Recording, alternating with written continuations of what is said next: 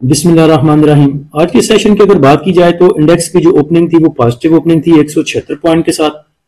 اس کے بعد انڈیکس نے آپ کو ہائی لیول دکھایا 1,39,018 کا، جدھر انڈیکس نے 1,054 پوائنٹ گین کیے تھے۔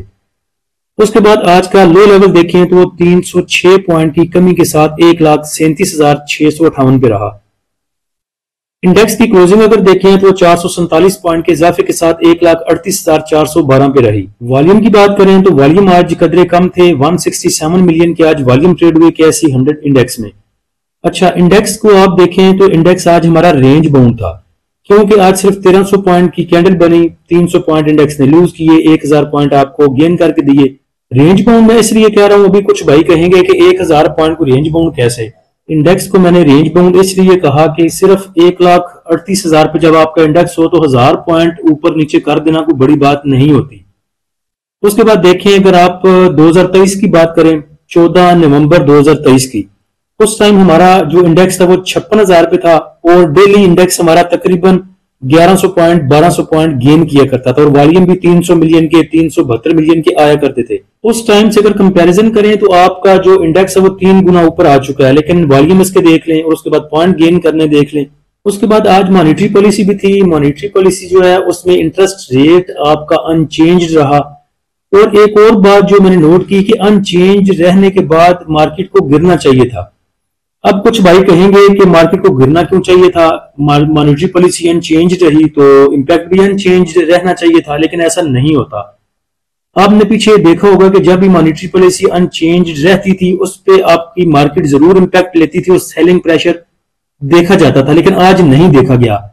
دوسرے نمبر پہ اگر آپ اخلاقیات کی بات کریں یا ایتھکس کی بات کریں تو جب ٹرمپ کارڈ آیا تھا اس ٹائم ہمارے انڈیکس پہ کیا امپیکٹ آنا تھا؟ کچھ بھی نہیں۔ پاکستان کی کون سی اتنی ایکسپورٹ ہیں جس پہ آپ بہت ڈیپینڈ کرتے ہیں ہم، اور ٹیرف جب آیا تھا تو پاکستان نے، ہماری PSX نے بڑا پریشر لیا اور نیچے چلا گیا۔ اس کے بعد دیکھیں ایران اور اسرائیل کی جنگ پہ دیکھ لیں کہ اس کا کیا امپیکٹ آنا تھا پاکستان پہ، کچھ بھی نہیں، لیکن آپ کا PSX ایسے گرا جیسے سارا امپیکٹ ہی پاکستان پہ آنا ہے۔ اس ٹائم گرنے کی کیا وجہ تھی کہ اداروں نے آپ سے مال لینا تھا، انہوں نے گرا دیا اور مال نکلوا لیا۔ اب چونکہ یہ جو دن چل رہے ہیں، پیچھے جو 1 2 3 4 سیشن ہو چکے ہیں، آپ کے ادارے سیلنگ پہ آئے ہیں، وہ نہیں چاہتے کہ انڈیویجول کو پینک کیا جائے۔ اگر یہاں پہ آپ کی مارکیٹ آج 1000 پوائنٹ نیچے گرا دیتی تو آپ کیا سمجھتے ہیں انڈیویجول لینے کی طرف آتا؟ کبھی بھی نہ آتا، وہ سیلنگ پہ آ جاتا۔ اسے پتا ہے کہ اب کچھ بھی نہیں بچنا، پیچھے سب کچھ تباہ ہو گیا جی، مانیٹری پالیسی ان چینج رہی ہے تو بڑا امپیکٹ آ گیا جی، لہٰذا بیچو۔ تو مجھے یہ لگ رہا ہے کہ جنہوں نے مال چپکانا ہے وہ صحیح طرح سے چپکا نہیں سکے، وہ سسٹین کریں گے یا تھوڑا اوپر لے کے جائیں گے، ٹھیک طرح سے مال دیں گے۔ اس کے بعد جب ان کو لگے گا مال نکلوانا ہے، وہ کسی بھی نیوز پہ کسی بھی چیز کو بیس بنا کے تو مارکیٹ کو نیچے لے جائیں گے۔ لیکن اگر دیکھا جائے تو جو ہسٹری ہے مانیٹری پالیسی کی اور آپ کے انڈیویجولز کی، تو آج انڈیکس میں پینک آنا چاہیے تھا۔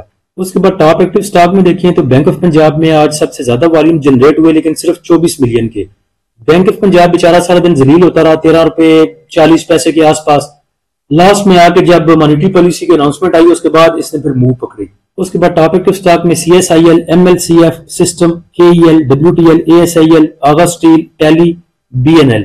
آج کے ٹاپ پوائنٹ کنٹریبیوٹر اگر دیکھیں تو سسٹم نے سب سے زیادہ پوائنٹ ایڈ کیے، تقریباً 262 پوائنٹ، اور آج سارا دن آپ کہہ سکتے ہیں کہ انڈیکس کو سسٹم نے بہت سپورٹ کیا۔ صبح جلدی اس کو اپر کیپ لگ چکا تھا، اس کے بعد پھر اپر کیپ اس کا کھل بھی گیا، لیکن اس میں والیوم بھی آتے رہے، ساتھ میں اس نے اپنی جو پوزیشن ہے وہ بھی برقرار رکھی، جس کی وجہ سے سارا دن اس کے 300 400 پوائنٹ پلس رکھے سسٹم نے۔ اس کے بعد کافی سپورٹ کیا انڈیکس کو UBL نے، اس کے بعد HBL، MEBL، BWCL، MBP، EFRT، BHL۔ Negative side پہ اگر دیکھیں تو FFC نے سب سے زیادہ پوائنٹ لوز کیے، تقریباً 93 پوائنٹ۔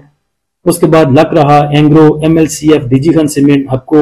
اس کے بعد top point contributor sector wise اگر دیکھیں تو کمرشل بینکس میں سب سے زیادہ موو دیکھی گئی، اس کے بعد ٹیکنالوجی سیکٹر میں سسٹم کی وجہ سے، اور باقی سب نے کچھ تھوڑے تھوڑے سے پوائنٹ ایڈ کیے۔ نیگیٹو سائڈ پہ دیکھیں تو سیمنٹ سیکٹر نے سب سے زیادہ پوائنٹ لوز کیے، 134 پوائنٹ۔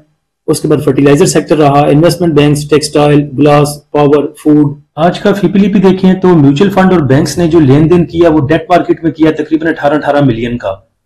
اس کے بعد اگر دیکھا جائے تو انڈیویجولز کی بائنگ 1.42 کی، اور انشورنس کمپنیوں کی بائنگ 1.58 ملین کی۔ کمپنیز نے بھی 1 ملین کا بائی کیا، ادر آرگنائزیشن نے بھی تقریباً 0.49 ملین کا بائی کیا۔ ओवरसीज पाकिस्तानी ने कल भी बाइंग की थी, आज उनकी फिर बाइंग है 1.57 मिलियन के साथ। और सबसे ज्यादा उन्होंने उठाया सीमेंट सेक्टर को और दूसरे नंबर पे बैंक्स को। इंडिविजुअल ने सिर्फ 1.15 की सेलिंग की बैंक्स में, बाकी अक्रॉस द बोर्ड तमाम ही सेक्टर में उनकी बाइंग है, जिसमें सीमेंट में उनकी बाइंग है 0.62 की, उसके बाद फर्टिलाइजर में 0.50 की, और oil and gas marketing companies में 0.47 की, oil and gas exploration company में 0.07 मिलियन। तो सबकी बाइंग सेलिंग देख के लग रहा है कि ये इंडेक्स को सस्टेन करवाना चाहते हैं, अभी कुछ पैनिक नहीं फैलाना चाहते। जब ठीक ठाक किसी को दे देंगे तो फिर पैनिक भी फैला लेंगे और कोई खबर ऐसी ले आएंगे जिससे मार्केट नीचे जाएगी और बाय बैक करेंगे। तो अगर हमारा इंडेक्स नीचे जाता है किसी भी वजह से तो ये एक अच्छा चांस होगा बाय करने का। हम ऑलरेडी अपने प्रीमियम ग्रुप में तकरीबन 8 से 10 सिग्नल्स बना के दे चुके हैं और भाइयों को स्ट्रेटजी भी समझा दिया कि किस तरह उन्होंने बाय करना है।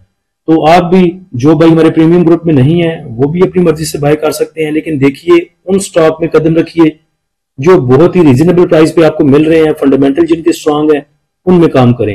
प्रीमियम ग्रुप को ज्वाइन करने के लिए आप नीचे दिए गए व्हाट्सएप नंबर पर रब्ता कर सकते हैं। फ्री ग्रुप को ज्वाइन करने के लिए नीचे लिंक डिस्क्रिप्शन में दे दिया है। अल्लाह हम सबका हामी नासिर हो। इजाजत दीजिए, अल्लाह हाफिज।